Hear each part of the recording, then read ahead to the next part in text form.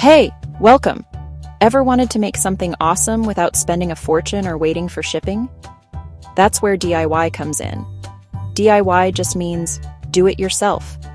Rolling up your sleeves, getting creative, making stuff happen with what you've got. I love DIY because it gives me total control. I can pick the colors, the style, the vibe if I mess up. No big deal. It's all part of the process. There's nothing like finishing a project.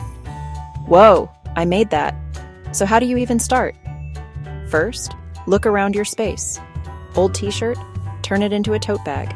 Empty jars? Instant organizers. See potential in everyday things. No need for fancy materials. Don't stress about being perfect.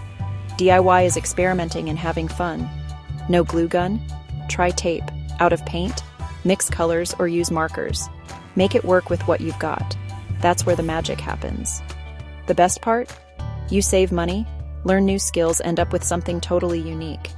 You're recycling and reusing. Great for the planet. Next time you think you need to buy something new, ask, can I make this instead?